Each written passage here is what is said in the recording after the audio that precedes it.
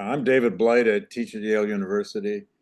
Um, I want to first give a great thanks and shout out to Michael Tomasky, who had the inspired idea to do the recent special issue of the New Republic. He asked me to pull together 10 or a dozen historians. We ended up with 11. I just lost my, oh, Jesus. I don't know if you're hearing me out there, but I just lost. We can hear you. Oh, you can hear me. Okay, I just lost the screen. I don't know what's going on here, Kim. Hold on, let me pull that up again. Forgive me. We can definitely see you. I know, but that's a problem here since I cannot see all of you. Oh, there you are. Okay, got you back.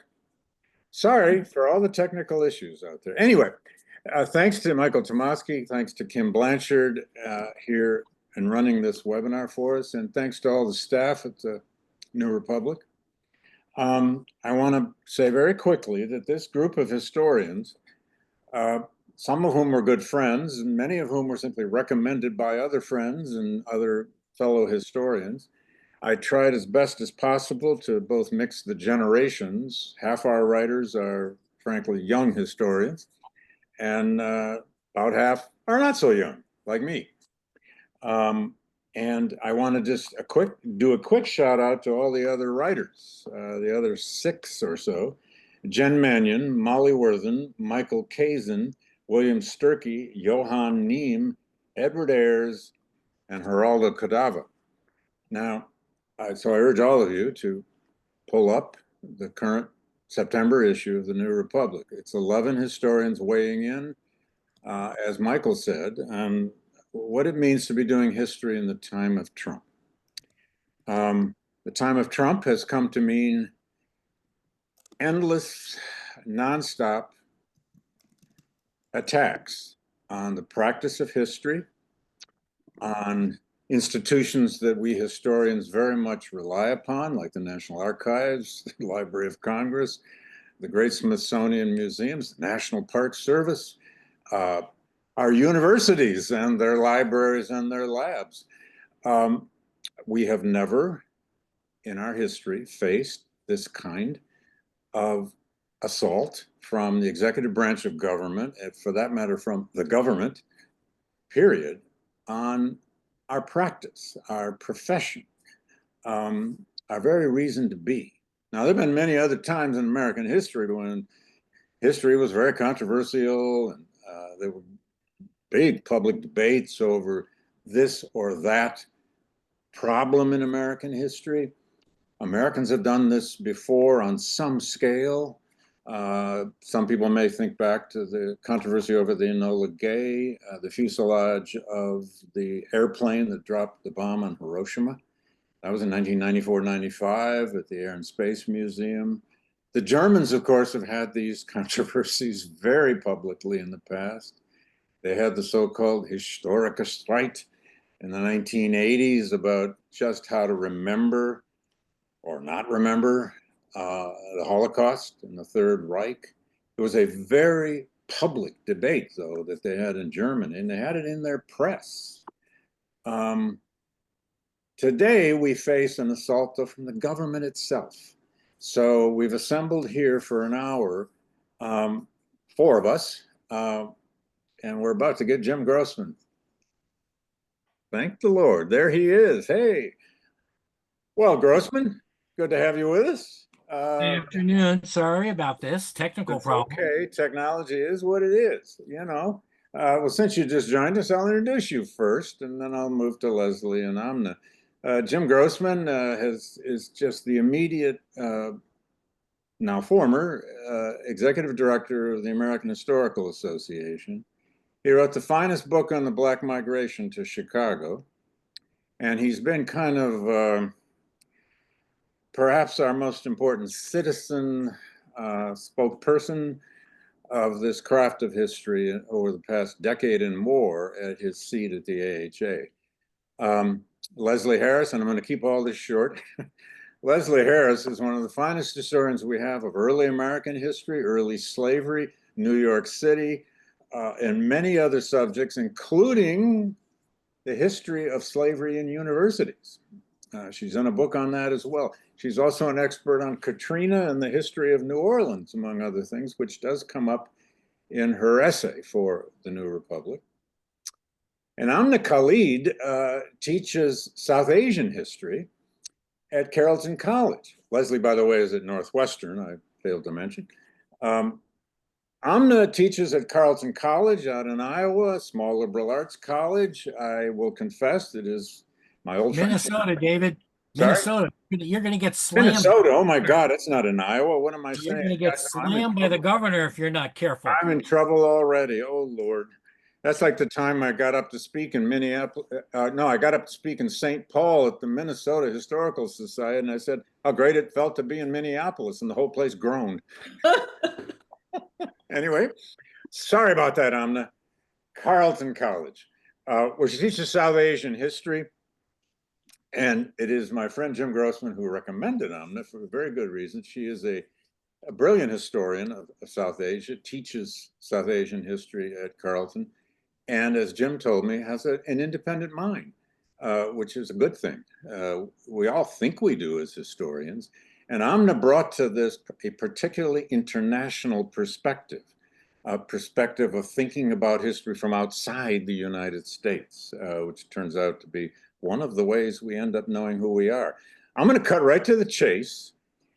I'll play moderator, but I want to get everybody arguing and talking about this problem that we face under assault. I think the executive order of March 27, and I've said this all sorts of places now, was essentially a declaration of political war on our craft, on our profession and its many parts. Let me start with the biggest possible question and give each of you a crack at it succinctly. What is America? And what is the role of history in understanding it? You saw that question on my list, so I warned you. Leslie, you want to go first? Sure, put me on the spot. Why not? So, this is the question that historians and the general public, we ask ourselves every day, and never more so, I think, than today in my lifetime. Who are the people who make up the United States, the prehistory of the United States, the colonial era? Who owns America is a similar kind of question, I think, and that is sort of what we're dealing with right now. We are in a moment when this executive branch, and I want to say not only that executive branch, this executive branch grows out of a long history, particularly post-civil rights, of trying to constrain a broad definition of America that includes people of color, that includes, I'll say, sexual minorities, that includes working class people. The historical profession in the 70s really began to incorporate all of these different groups beyond the great white male subject, beyond presidential history, and really think about working class people, about enslaved people, immigrants of all kinds, not simply European immigrants who had become, by that point, recuperated as, oh, immigration is great. Well, what about other immigrants besides those that came from Europe? So we are in the midst of a backlash against the expansion of the idea of what America is. I, of course, would argue that we have been moving towards larger and more encompassing truths about who makes up America, but we are witnessing those who disagree with that vision. Thank you, Leslie. Well done. Amna, what is America and what's the role of history in grasping it? Well, I'd say it really depends on who you ask. There is no singular answer to what is America. It looks very different from the inside as it does to those who are coming from the outside. And also on the inside, it's a contested notion. It's a contested category. So I think the role of historians is to constantly, and it's an evolving category. So the role of historians is to constantly question, to bring in new groups, as Leslie said, to kind of break down any kind of singular definition of what America is, and to show the very many multifaceted dimensions, both ugly and beautiful, of what makes up America. Thank you. Jim. Yeah, I think that Leslie has hit the problem here in the sense that what we have is people with a singular definition of what America is, as opposed to the multiple definitions to which Amna referred. And that singular definition is a notion of America that people think existed in the 1950s, but quite frankly has never existed. And I go back actually here to me. Well, people tend to go back to to a couple of historians and observers here. Uh, there was a writer, when was Crèvecoeur, 18th century. Yeah. What is an American? A famous essay. Not your century, but you guessed it right. I'm feeling very good about that. But Crèvecoeur argued very early that this was something new. A new man is what he called when he said, "What is an American?" And then people tend to go back to Alexis de Tocqueville in talking about why America is different from other places. But I actually go back here to one of my teachers in graduate school, Jim Kettner, who wrote an article referring to voluntary citizenship. Hmm. And his argument was that what made America different originally was you became a citizen by wanting to be a citizen, which in the 18th century was very different from Europe, where people were subjects, not citizens. So when you combine these three things, what you get is America is a set of ideas. And it's a set of ideas to which people can decide to subscribe. And these ideas have to do with pluralism. They have to do with the 13th, 14th, and 15th Amendments. They have to do with the Declaration of Independence. And that is what makes somebody an American, is faith in these visions and ideas. Well, thank you. That that was three encompassing tries at an almost impossible question. I asked it in part because I got asked exactly that question on a panel 2 or 3 weeks ago I was on, and I've been just itching for a chance to ask somebody else. And Jim, to respond, Thomas Paine in Common Sense basically is saying that, but he's also saying you must first denounce monarchy. You must condemn monarchy as an absurdity, then you can go from there. Well, that's what de Tocqueville is basically saying in terms of the faith in democracy, and what Kettner was arguing in that book on citizenship. It's a subscription to those ideas, and the central idea is democracy, but I would add pluralism. Oh, let's take that up because it's all over your essays, especially yours, Amna, and yours, Leslie, and yours too, Jim, but it's on several of the essays in this special issue. When we say America is the most pluralistic nation ever attempted, what do we mean? Amna. I think when we talk about America as the most pluralistic nation, we talk about differences amongst those who reside here and the ability for people from different backgrounds, from different ideological traditions to actually live together as a polity. And that means contending with that difference, not avoiding it, not erasing it. And that also means a certain degree of friction, which I think is absolutely essential to a plural democracy. But that's the kind of friction where the polity as a whole works, not the kind of friction that we're seeing right now, where we're so polarized that we're actually paralyzed. I love your answer, but I would push you even a little further, and Jim and Leslie, you can jump in here. Is this why those, frankly, who are attacking the current practice of history so often land on this idea of divisive concepts? The idea that we're teaching too much about the conflicts, the frictions, as you say, based apparently on some idea that that's not really what history is. I want to add to what Amna said, a caution about this concept of pluralism and the US as the most pluralistic. I Okay. guess it depends on what we think of pluralism. And I think I want to bring in the word hierarchy. So there are many pluralistic societies that have including ours, but that have hierarchy as part of the way that pluralism is managed.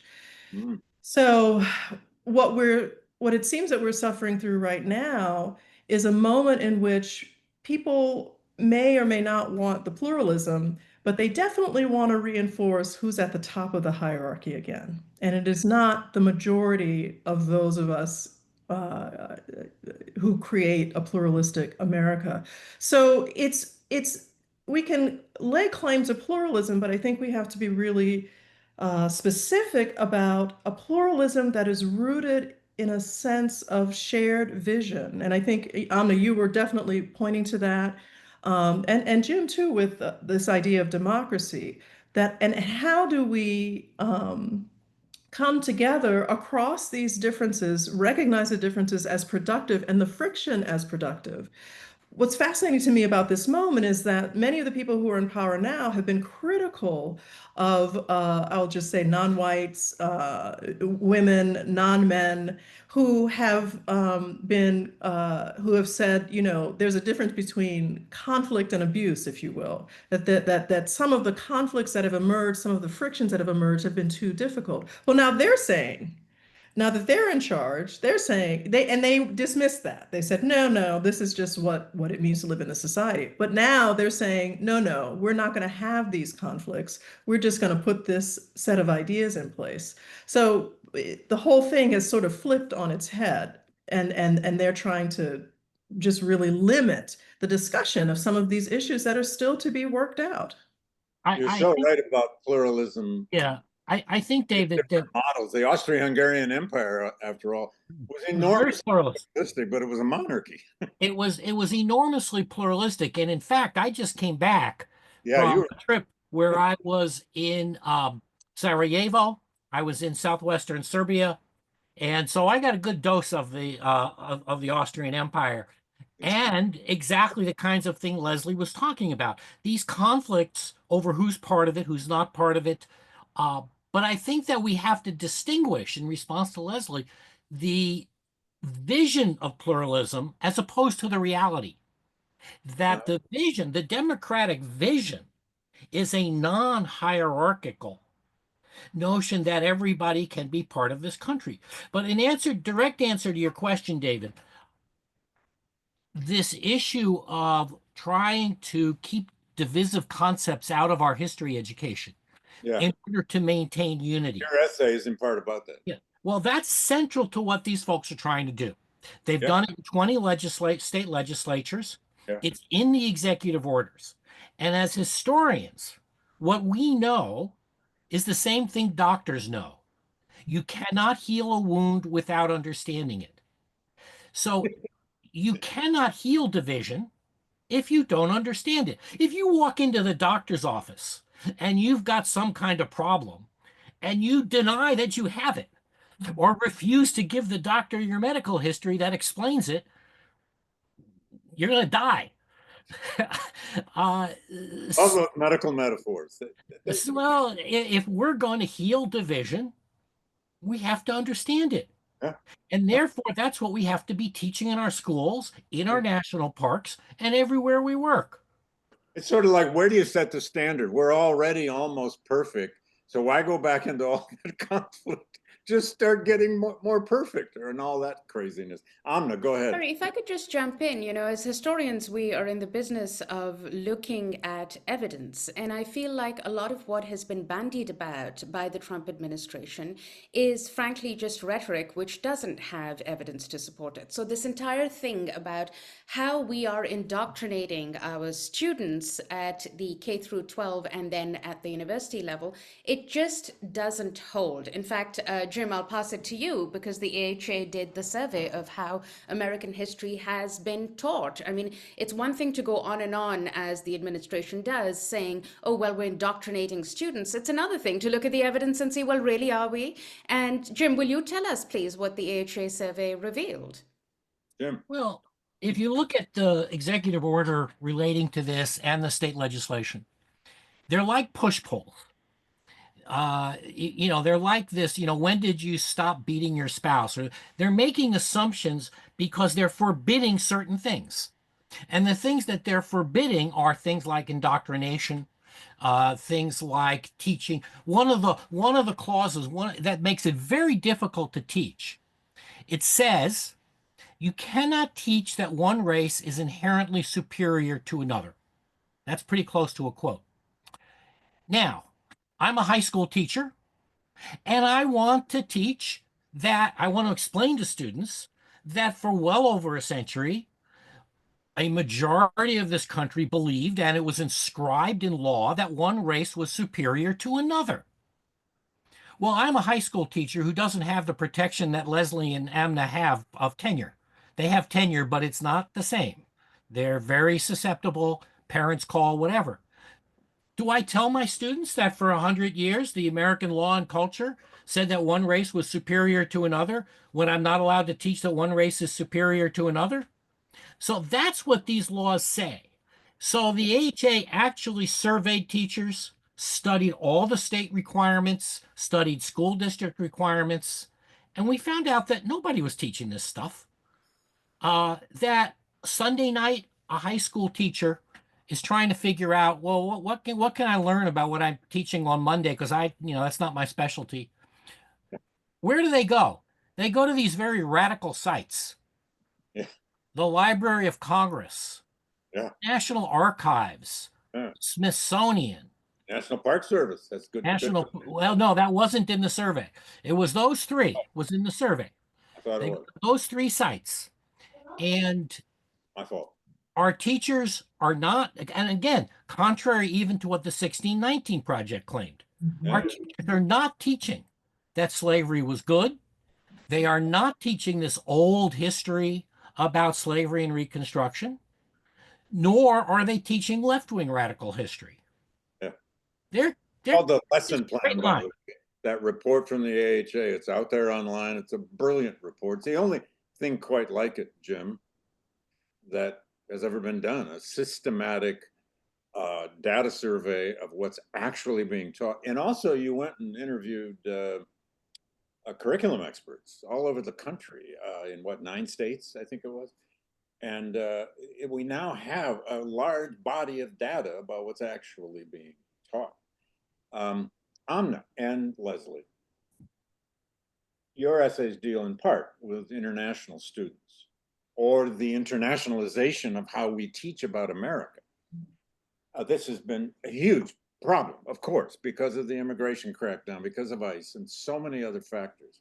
I'd like to hear from both of you just how important are international students to the American university system, and for that matter, even the secondary schooling system in this country. And then what does it mean when we actually get outside of our own boundaries, Amna, and teach with our eyes looking back in on this place from elsewhere? What do we learn from doing that? Either of you can go first. I'll give this sort of broader context for the internationalization. I'll say that I discussed the Cold War and after internationalization of universities, but they've always had a strong international group. And in fact, in the late 19th, early 20th century, missionary work was a critical part of our education system. But in the post-World War II era, universities welcome international students. They reach out because they are trying to prove themselves as better and prove the US as better than other parts in this Cold War struggle between the Soviets and the capitalist United States. Today, we get a lot of money from international students into our educational systems. On campuses, it is, I would say, a critical part of the education of US students. Oh, yeah. Because we are an incredibly parochial country, quite frankly.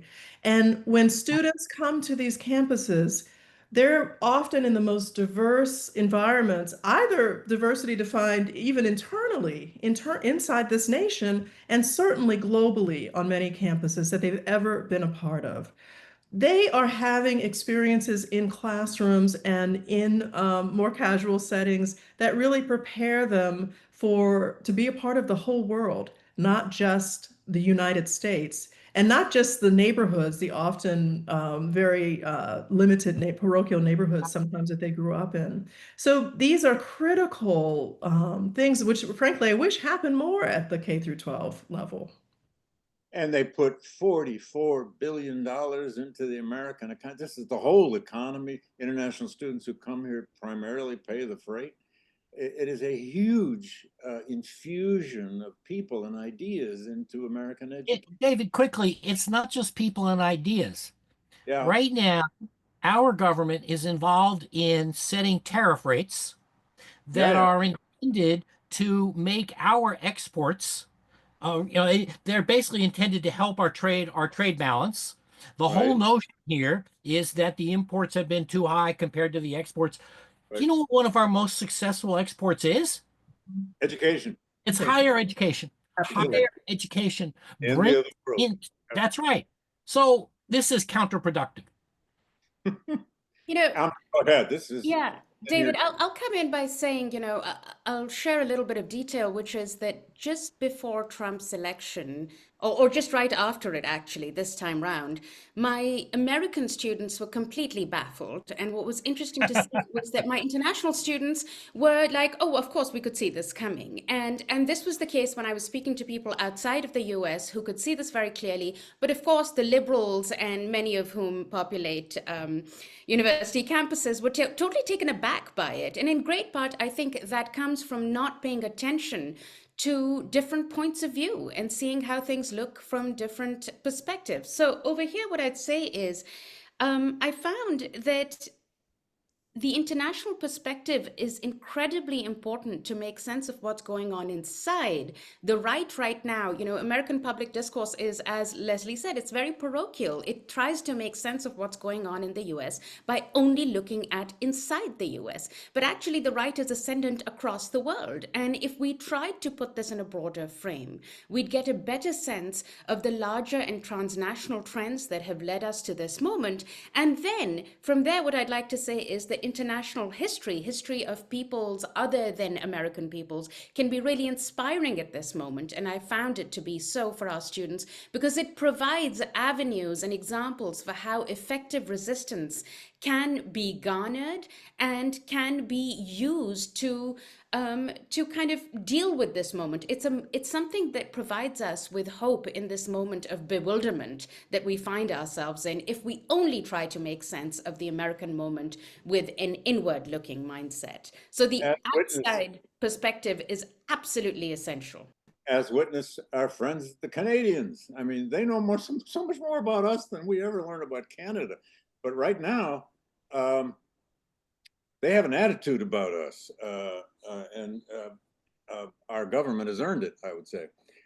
Anyway, all right, but I want to ask you another tough question, all three of you.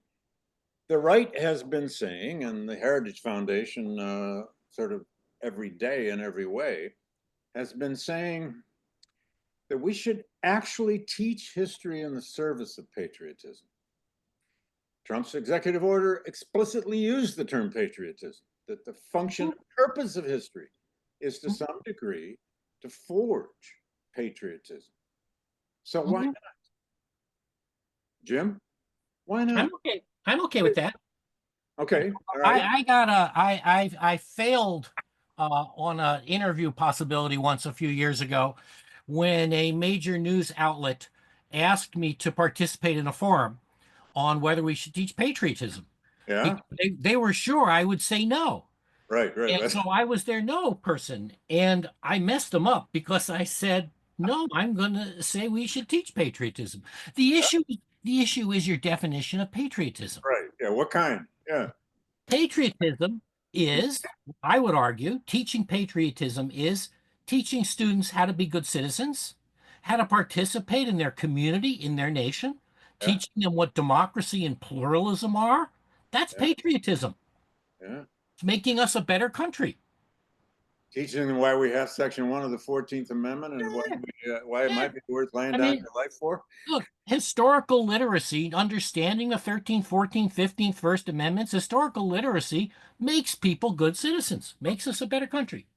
Okay. Why not patriotism, Leslie? The frustrating thing about this moment, I'll pick up exactly on what Jim said, is that histories of African Americans, of other groups, are defined as inherently not patriotic. Yeah. They're Yeah. assuming Yeah. that the history of slavery made people of African descent, without exception, hate the country or not feel that they had contributed. What makes people feel like they haven't contributed to the country is being told that their history is irrelevant to the country, which is Yeah. what's happening right now. People have very complex relationships to nations, to citizenship, to democracy, no matter where they're from or who they are. And patriotism, it's not a word that I particularly feel comfortable with, but am I a citizen of this nation? Were my ancestors enslaved? Yes. Did they do great things despite that? Yes. And this is true of most people who are part of this nation. There is no family, no group of people who have an unblemished sense of being part of any collective, much less a national one with so many different sets of goals and ideas and things coming together, clashing, working. So it's such a simplistic sense of what gives people pride in being part of something larger than themselves. And it really is doing a disservice to the very complex ways in which we all choose to participate in any number of initiatives. Oh, so well put. Amna, there's Yeah. no patriotism quite like that of immigrants, is there? I would say, I'm not okay with it being patriotism. I think history needs to be taught for the thing that actually the right's been going on and on about, which is truth, right? Ah, Let's there's that T word. Yes. there is that T word, and let's harness that rhetoric and say, no, that's the service, that it's in the service of the truth that we teach history. And of course, there are many perspectives, and that's something that historians are experts in negotiating and navigating and contesting and discussing. But the fact of the matter is that I don't think history should be taught for any other purpose other than learning how to see the world more accurately. And that should be the only purpose. Now, I'll go back to what Jim was saying earlier, which is about citizenship. Now, that's a very different proposition to me. It's not the same as patriotism. Sure. Citizenship is about learning how to be an individual who can be living in a community, in a collective, and can think beyond themselves, right? So the idea of a civic responsibility and rights, those two go hand in hand. So to my mind, I much prefer the idea of citizenship, but where we don't enclose citizenship by national under national banners, but rather think about it in terms of bigger collectivities, smaller, bigger, but also global citizenship. This is not a moment that we can sit down and hunker down in our own corners and say, this is my corner and you don't belong here. But I don't see any inconsistency of that with patriotism. Again, it depends. This is an issue that arose during the Vietnam War. Oh, And you remember this, David. I'm afraid I do. Yes. David and I are the same age. When what happened was a certain portion of this country was able to, in essence, take over the flag as a symbol. Yeah. To put a flag outside your home meant that you didn't like anti-war demonstrators, that you were a patriot, that you supported the troops, and that the rest of us didn't. Well, my brother-in-law decided, and he was a vet against the war, and he decided to hell with this. Yeah. And he put a flag outside his home. Yeah. And I think it's the same thing with patriotism, that I do equate patriotism with being a good citizen, a citizen of a community, an effective citizen. Somebody posted here that we should equate patriotism with a sense of social responsibility. Responsibility to our fellow residents, not citizens, residents of the United States. That is patriotism. And I think that for political purposes, it's imperative for us not to allow Trump and his people to convince people that only their patriotism is patriotism. We are not going to convince people they shouldn't be patriotic. The issue is the definition.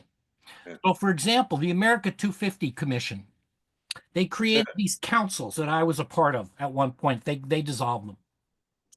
last meeting of the council I was a member of, they raised this issue of, some people who are listening to this will remember America 250 came out with a thing called America's Invitation. Yeah. They had this whole big thing, America's Invitation. Well, they didn't ask the historians about this first. And so finally, when the historians got to talk to them, someone said, some of us weren't invited. And someone else said, yeah, the people I study actually were already here and they didn't invite the rest of you.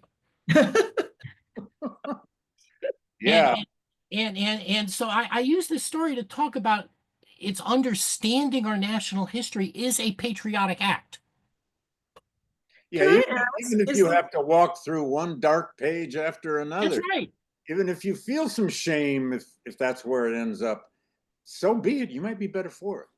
Can I ask a question? Is this word patriotism used in any other nation? I've had this question for a long time and haven't stopped to actually try to figure that out. Mm. There's got to be some data survey somewhere on that. There I mean, is certainly that, is about use of flags. I think, flags are not always that prominent in other countries, certain other countries. because Germany, there's nationalism, yeah, yeah, right, which has a much more, and I think many of us have a much more complex right. relationship to. But patriotism in the US does seem to be, I wonder how possible it is for us to really recapture it. It has Uh, such a flat, Quick check. yes. For example, there is a Russian word for patriotism, Hmm. Oh, and really? it signifies love for and pride in one's country. Well, the Great Patriotic War is what they call World War II, That's right? exactly right. That's why I chose Russia to see. Yeah, That's yeah, exactly right. yeah. So no, other countries do use the term. Uh, this says that it's borrowed from the Greek via the French. So I suspect this is pretty universal. But But the definition, love for and pride in one's country. Again, these are words that Yeah, are, uh, yeah. we have very limited, uncomplicated, I think, definitions of. And I then think when that's you Go put back them to into this political frame, then we get into all kinds of trouble. I'm leaning more now listening to Amna's vision. well, and I want to go back to Amna's point here. Trump's executive order, when I first read it, and I was right in the middle, it was 1 week before having to do my presidential address for the OAH. And of course, Leslie, you were on the opening panel. You were dynamite on that opening panel. But I found it to be kind of a violation of all of our trained instincts, right? Historians, Amna said it.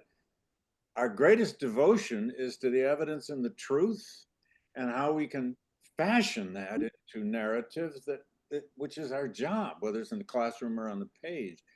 And our instincts are trained against writing in the service of anybody's ideology. Now, we all have some ideology, but so there's That's a very recent and very it is optimistic. actually it is As a slavery historian, the first talking the experience last of half century, slavery aren't we? That's right. That's right. were very ideologically, Oh yeah, yeah, yeah, you yeah. We know, don't have to go and back that far. Some of them may still be living.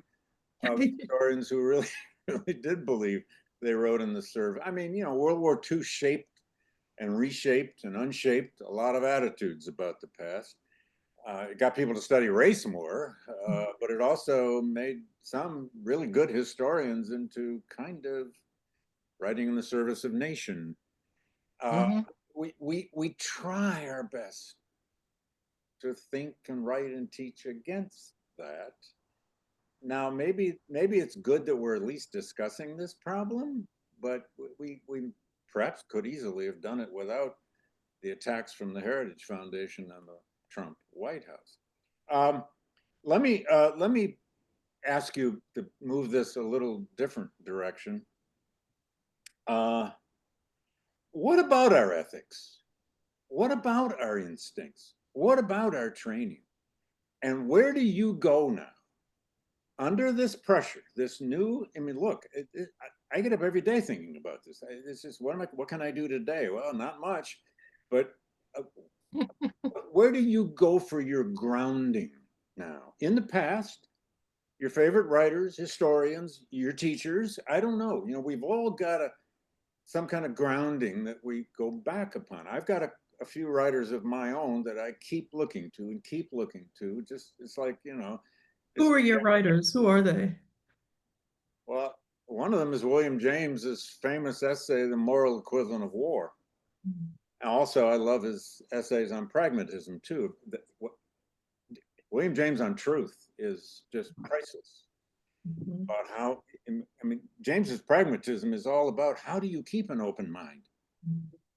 It's all about an open mind, which is very hard to do. And James admits it, and then he shows us how to do it. I don't know. I have plenty of others. Douglas, of course. Douglas wrote about everything, but so did Whitman. And you know, I've always been drawn to Douglas's fierce love, hatred relationship with the United States. It's both to him. It just depends on when you look. And I think a lot of us have that dilemma, whatever our past may be. But I'm wondering for each of you, where's your grounding when you feel under this kind of an assault about the basic strictures of our own profession? Amna? I'm not sure you're going to like my answer, David, because I actually don't turn to historians. I actually turn to literature, and I turn to So do I. I poetry. mean, Whitman. I go to poets. I mean, Yeah, to poets. I or actually think maybe old great rock and roll lyrics. could be for some, right? But I definitely do turn to literature and to poetry because there is something that is that they're able to capture which cannot be communicated simply in the ways in which we are trained. And it is that where I find hope, and that's what I resort to. Increasingly, I teach more of that stuff to my history students Sure. as a means of getting beyond the kind of confines of our own disciplines and thinking and grounding ourselves more creatively. Uh-huh. Yeah. Hey, it's one of the reasons poetry exists, which is to take us a little deeper. We hope. Background's very different. My intellectual background from college is social science rather than humanities. A lot of economics, a lot of sociology. And so for me, the grounding is evidence. Huh? Yeah. For me, I have a friend, and I started doing this. I copied from him questions in orals exams for graduate students, Uh-huh. where a student would say something, and the question, you look at the student and you say, "How do you know that?" Yeah, we all When, hated that one, didn't we?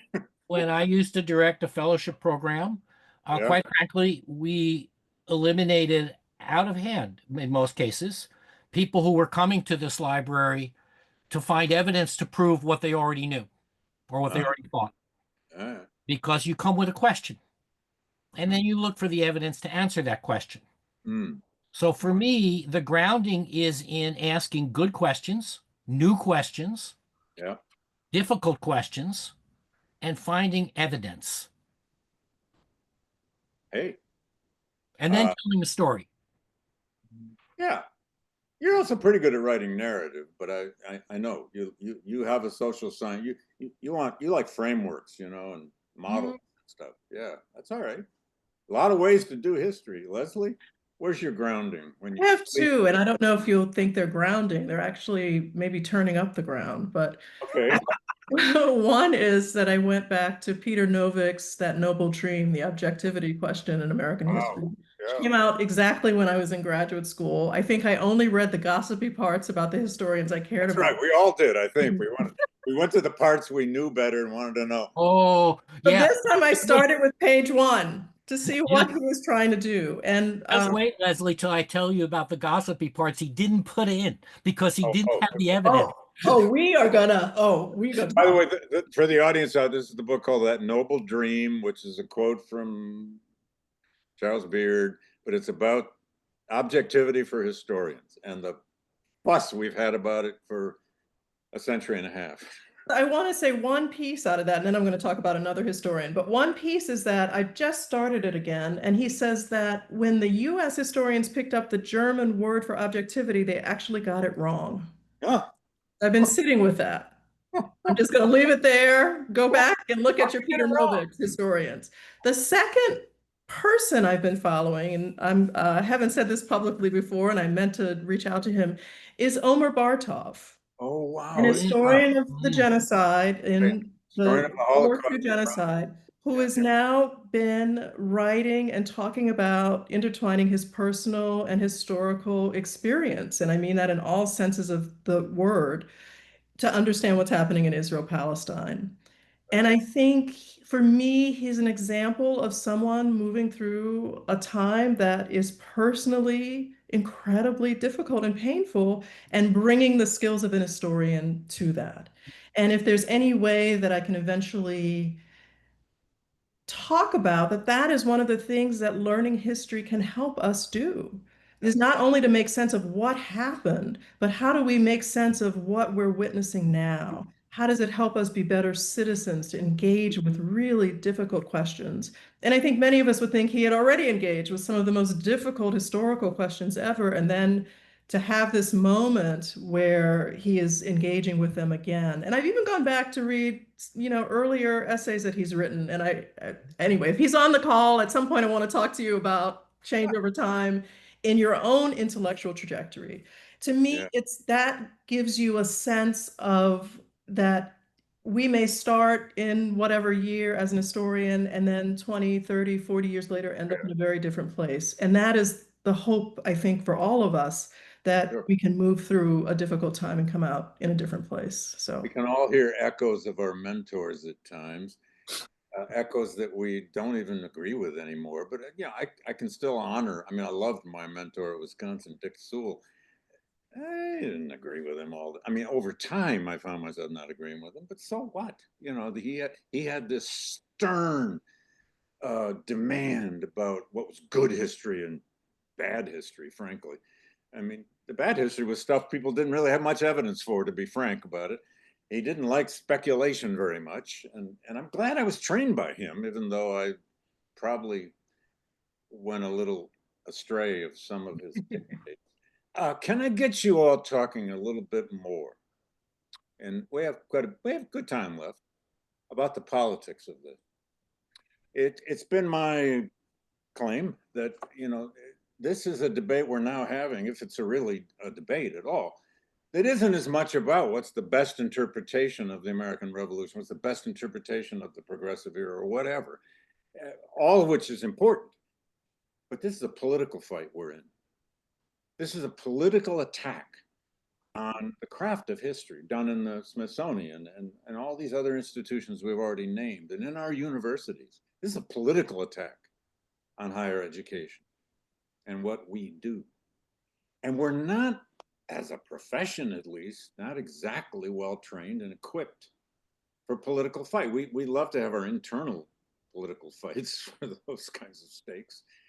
But where's your thinking right now, all of you, about what scholars, historians of all kinds, social sciences, humanities, and otherwise, the sciences who are under such direct assault, how do we mobilize to fight this attack, which is on the very basics of why we exist?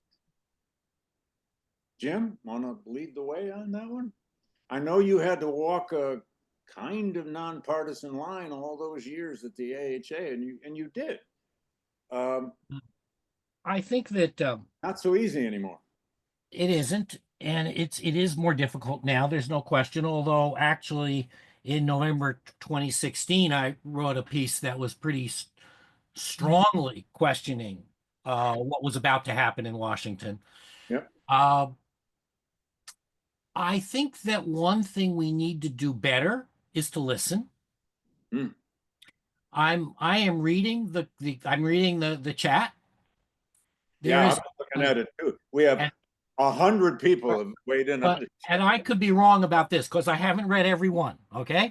Well, nor have I. My impression is everybody in that chat is somewhere to the left of Hillary Clinton. Okay? Oh, would Hillary like that comment? I don't know. I'm just picking somebody. I could also say Michael Bloomberg. I can name lots of people. That's fine. I don't Probably. think, and this goes back again to my comment about patriotism. If we are going to be effective politically, we need to speak more effectively to a large number of people. I am not saying we need to, quote, convince roughly what I would say is 30 to 35% of the American public that I'm not going to dismiss them, but 30 to 35% that has a vision of this country that's very different from mine or Leslie's or Amna's. But I do think that there are a large number of Americans, and quite frankly, I was recently on a tour with 30 people. 30 people who were on this tour because of their interest in military history. Yeah. Only one of them was a quasi-academic. None of them, or almost none of them, would agree with much of what's being posted in this chat. Hmm.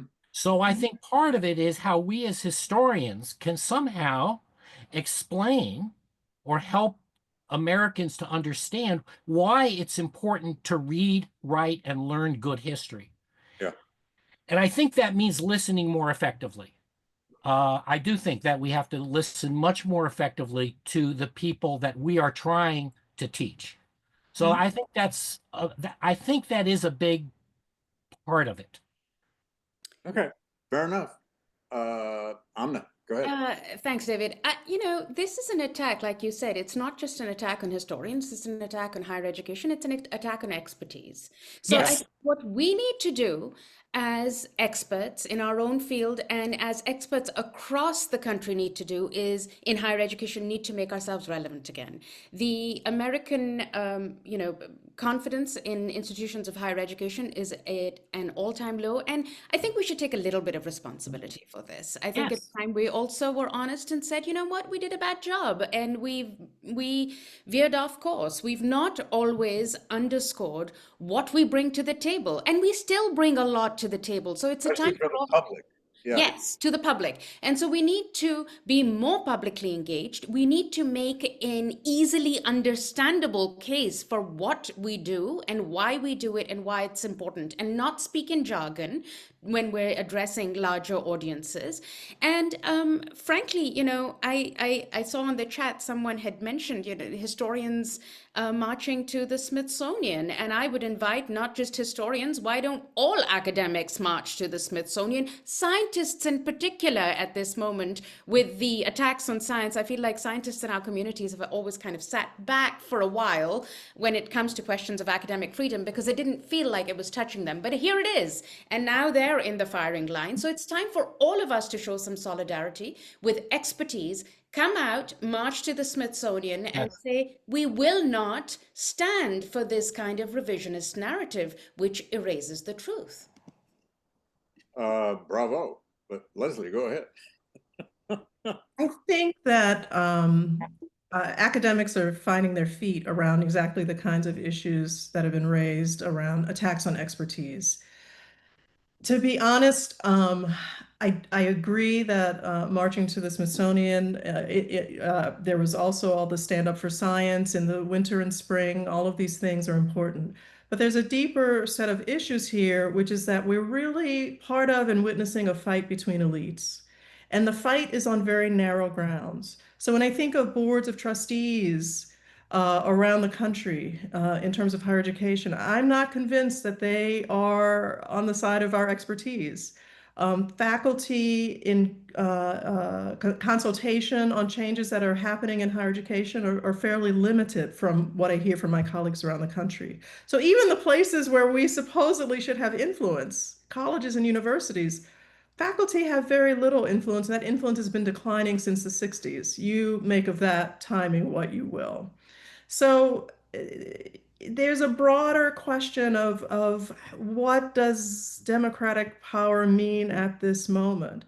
And I've always been, to be honest, and maybe it's just constitutional, skeptical of simply marching, because after the march and everyone goes home, where's Yeah. the policy? Where's the power? How Yeah. easy is it for people to forget the march happened? So I'm not sure what we do. I will say this one more thing. We do continue to do the work. Now, as historians, particularly in the internet age, we can do that more easily than a scientist and medical folks who need labs and things like that. And I am on the side of my science colleagues in preserving these institutions, but I'm not always sure they're on my side. And that is a real problem in terms of this larger question of expertise and who gets to mount their expertise in defense of the very institutions we care about. I want to Yeah, emphasize, David, that go ahead. there's a relationship between these two things that Amna and Leslie are raising with expertise and institutions. Uh-huh. And I would very, very strongly recommend to everybody who's listening to this the essay in the New Republic that we all joined in Right. by Molly Worthen, Yeah. Yeah. where she Comparing talks about, to universities. It's very interesting. well, because she also talks about the relationship between universities and religious institutions. Yeah. And argues that what we're really seeing here is a loss of faith in expertise Right. and in institutions. Yes. And I'm going to take that back very quickly to the attack on the Smithsonian. Go for it. Smithsonian has an international reputation for the integrity and the quality of its research. So the attack on the Smithsonian is both an attack on an institution and on expertise. And when Leslie talks here about elites, part of the problem here is that people with expertise have now been cast as somehow elites. Yeah. As Only opposed one kind, the left-wing woke kind. That's right. All we are is this one label. That's right. And I think that Don't have any subtlety at all to what we do. well, and one of the things we as historians have to think about is the difference between, this goes to Leslie's comment about authority, expertise and literacy. Yeah. I think that we as historians do have expertise. And I believe that expertise should be looked to. When we got involved in Vietnam, it was partly because they weren't listening to the historians. Right. Yeah. And same thing with Afghanistan. Yeah. But we need to have more historical literacy. Yeah. What I would like to see is a level of literacy among the public that helps them to know when to trust expertise. Yes, indeed. Well, I'm going to make a little case. And Kim Blanchard, by the way, at New Republic, do I have permission to go 5 minutes over since we started 5 minutes late? I'm going to assume. Absolutely. Okay, good. Okay. Thank you. Here's a proposition. The stakes are high here. We all go tomorrow. I'll go teach my class. I'll meet with my students, graduate student and an undergraduate. That's my job, and I have primary responsibility for that. Then there's the book I'm writing. I want to go to the archive. I'm going to do that. I have all those primary, and I'm on a committee, and there's a search committee, and on and on and on. Okay, but there have been other times in history when academics had to just get outside of their offices, their buildings, their campuses, outside their gates. Some were willing, some were good at it, most were not. I mean, because it's not what we're trained to do. We like to be solitary souls, you know, away with our evidence and our notes, and damn it, we got a book contract. But this is an assault on not just historians. I think it's an assault on the Enlightenment itself, on the legacies of the deep imprint. And I know the Enlightenment fostered everything at once.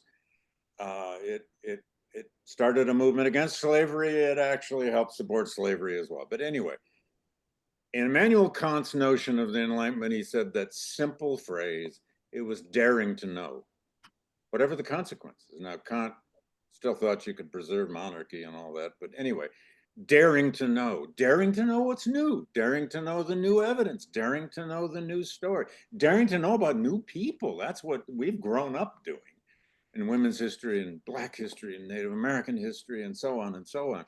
Daring to know.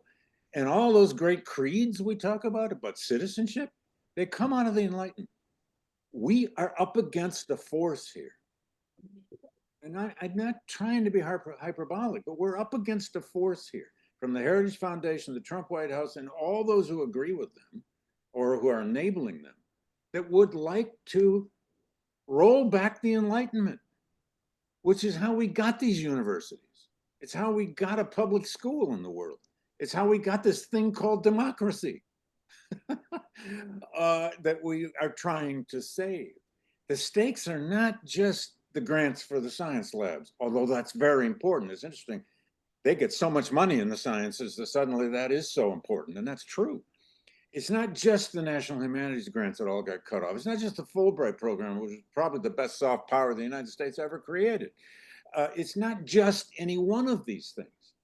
It's the very project that, in Leslie, this was your era, you know, the early America. Well, no, The Age of Revolution, the Enlightenment. so let me say that, let me pick up on something you Go said. for it. Definition of the Enlightenment, you said it fostered everything.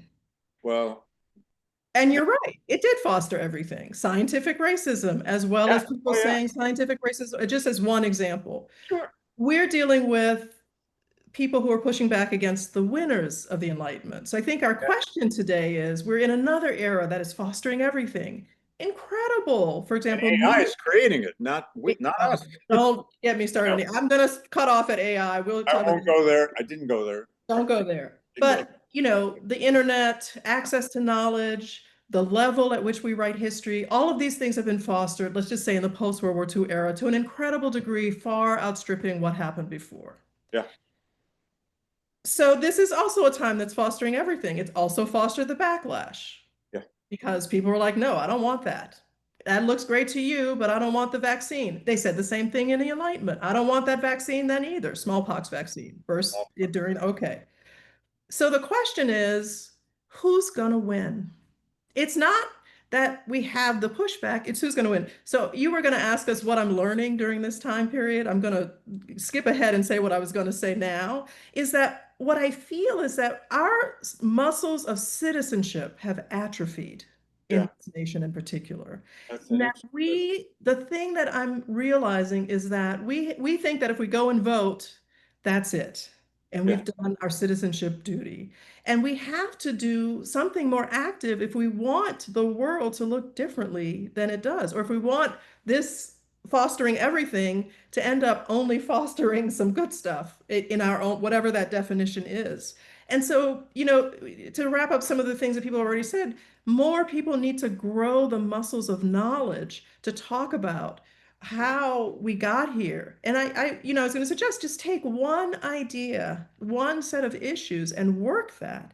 Talk with your family about it. Talk with your neighbors and be in person. Do not do it on this Zoom thing.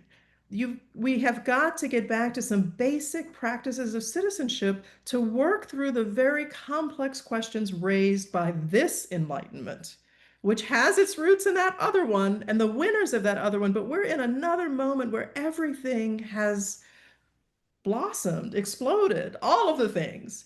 And it's terrifying because we're realizing that not everyone was swimming the same way, or whatever metaphor you want to use. And so the question is, who is We never will, actually, but and they never will. But forms of unity you know. we haven't managed to even try. Right. So that's what I'm thinking about the Enlightenment. Okay. I actually think the Enlightenment is a good example of what we can accomplish. Because if we are good teachers, Yeah. we help students understand what they can learn from the Enlightenment. The Enlightenment was a very powerful force in the world, or in part of the world. First So, century changed the world. we don't say to students, look at the bad stuff that happened and therefore you shouldn't learn it, which is what some people have said. Let's toss the Enlightenment. No. Yeah. Have students understand, what can we learn from this set of ideas? What we learn includes how a set of what seemed to be good ideas can go awry, or what should have been seen as some bad ideas at the time. I mean, there's a lot to learn from the Like scientific method. I mean, scientific no method matter what you think of it. That's right. Ugly stuff. But Yeah. that's the business we should be in, is helping students and other people learn from, whether it's the Enlightenment or anything else. The slave trade. We can learn a lot from the slave trade. Yeah. That's the point, is we need to be teaching about the important things. And that's part, by the way, part of our expertise is what's important and what's not. History is not just everything. And No, and we disagree about what's important. and that's why there is such a thing called That's training. right. That's right. Amna. Well, what's the question, David? I threw this enlightenment thing out there for a better or worse without any clarity. And someone in the chat, someone says they want to hear your view on the Enlightenment. Oh, Mine- well, I didn't get there, but that's all right. Oh, Anyway, David's view on the Enlightenment. Yes, we'd love to hear that. I'm just trying to suggest that today's right wing in America is not just about a certain set of policies. They're not. They're about turning around some of the basics of the revolutions of the 18th century that, you know, evolved in the 19th century, ran amok, and were all but destroyed in the 20th century, but revived again. They are about turning around the basic principles of the Enlightenment. They really don't believe in equality.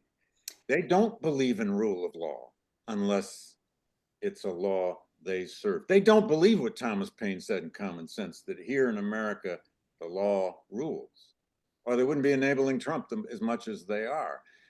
So that was what I was suggesting in a nutshell.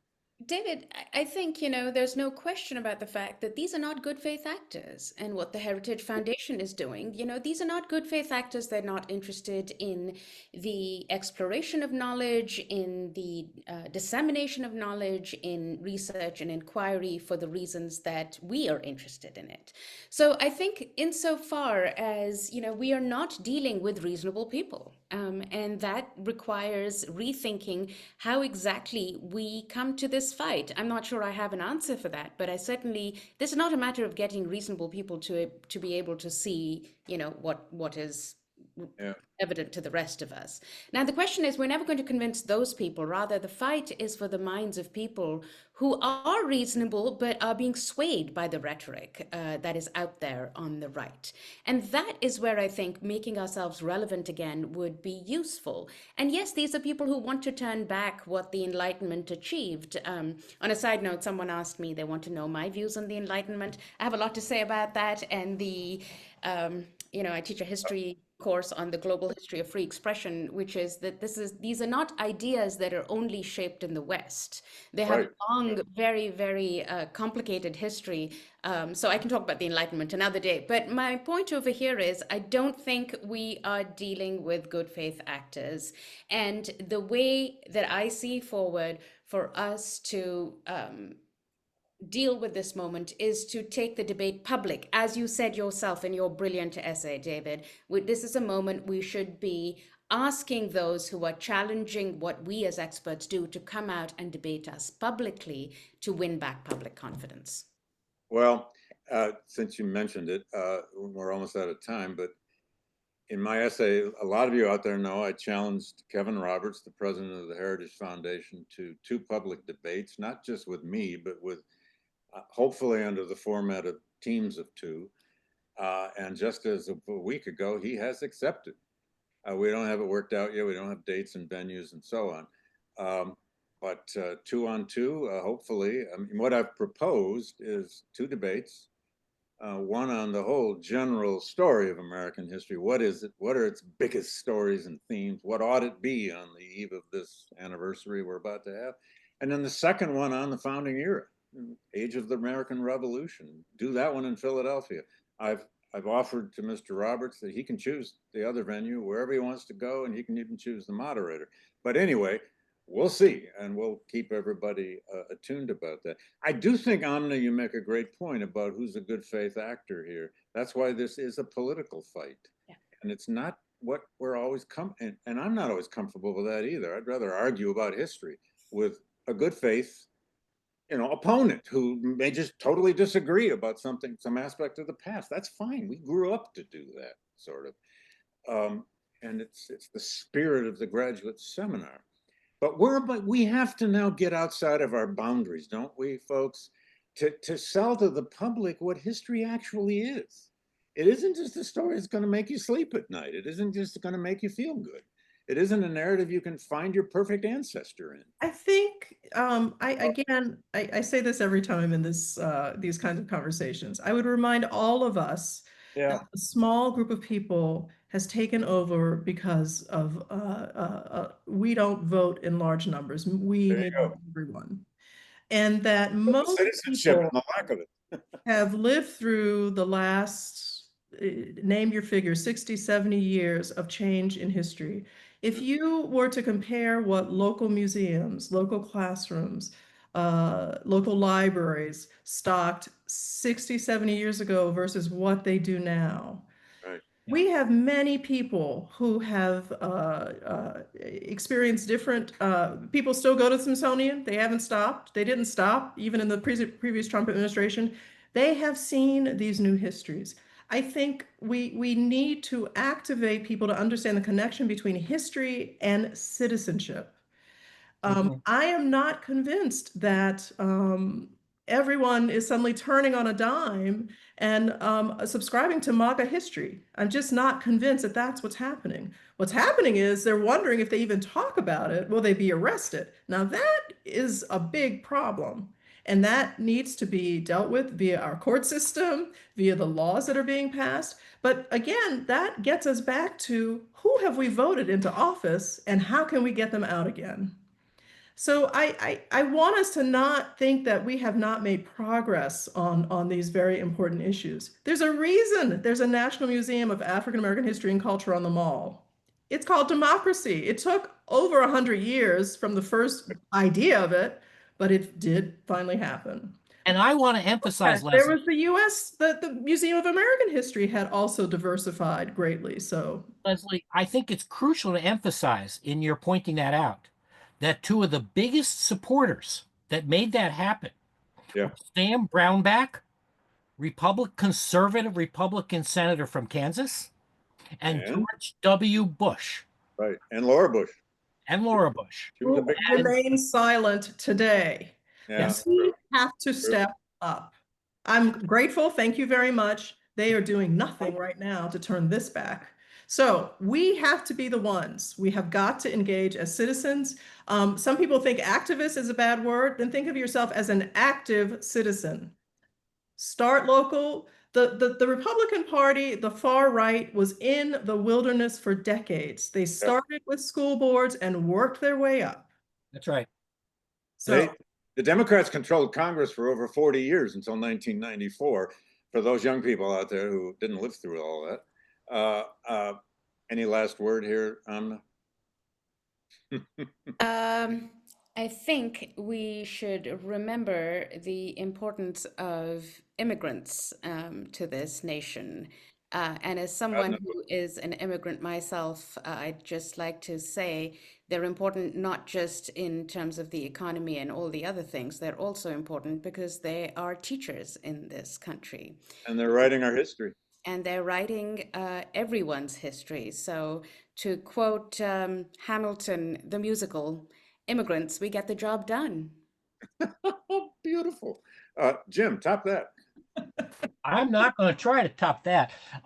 But what I do want to emphasize is I'm looking in the chat Yeah. and seeing a lot of people saying there are no It's in reasonable our people. archive. Oh, this has got to be archived. These people aren't reasonable. You know, I'm wrong in suggesting that you can talk to these people. Yeah. This is not true. All And right. that's why when Leslie was talking about the museum, I wanted to mention Brownback and Bush, not to talk about their virtue, but to think about how did Lonnie Bunch get Sam Brownback to be such a supporter, or Bush? What are the strategies that we can use to be able to communicate with people who don't agree with us? Tom Cole, the Republican chair of the Appropriations Committee in the House, has been a strong supporter of Trump, but for years, Cole was one of the biggest supporters of the NEH. What has happened here? exactly what has happened, What has Jim. happened I here? mean, the That's point right. is that these people have revealed themselves to be spineless Well, and yes, without ethics. yes, that is true.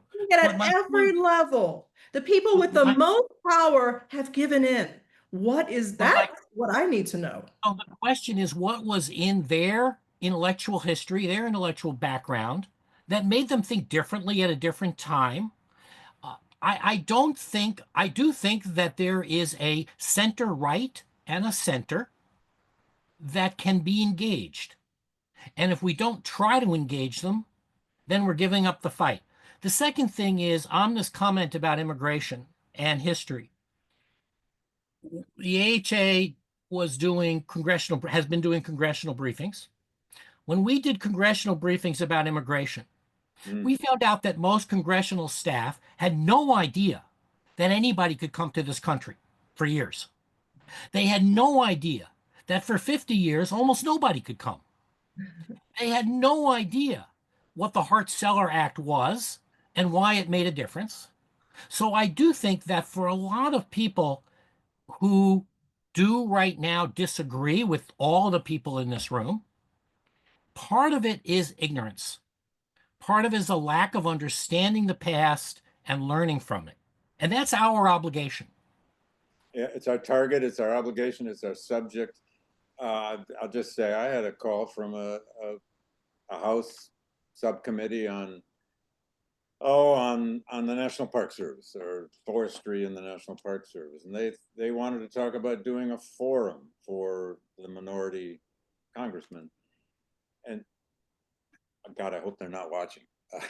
But It'll be on YouTube, David, so it'll be watchable. but we didn't get to first base in part because they weren't clear. I mean, what would a forum about history be? And God, and we never went anywhere. Now, maybe that was my fault. I'll take the blame out there. They probably are watching. Anyway, all right, we're going to have to wrap up, and I'm going to leave you all with a simple line from William James, Moral Equivalent of War. Now, James was a pacifist. He wrote this in 1910. It's a short essay. You can read it in 10, 15 minutes. And he basically makes the case that war is horrific. It's terrible. It's horrible. Human history is just full of blood. But sometimes you have to fight. And he says, you know, the military virtues are not what we all aspire to. There's some terrible things about military virtues, but then he talks about discipline and so on and so forth. And he says, the only thing needed now, henceforward, is to inflame the civic temper as past history has inflamed the military temper, the civic temper. That's what he meant by moral equivalent of war.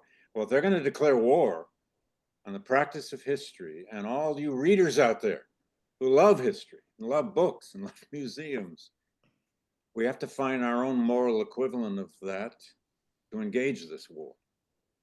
And if it takes developing a civic temper for a fight that is not just in our classrooms, then we're going to have to do it. Let me thank the New Republic again and their wonderful staff, Michael Tomasky, for this great idea he put together, and Amna, Leslie, and Jim for your time here today and the spirit, fire to go at it as we Civic temper, civic temper. A civic temper for your temperament and your temper, both. I thank you. And I don't know, we may do another one of these with another group of our authors, and heck, one of you can moderate it. But anyway, thank you all for coming today. We had way over 300 people, and we had over 100 comments, questions, and hopefully it's all archived. And tell your friends, this will all be up on YouTube, I suppose, within hours. Again, thanks to the audience. Thank you to you three. And let's keep up the fight. Take care. Thanks. Bye. Bye-bye. Thanks, everybody.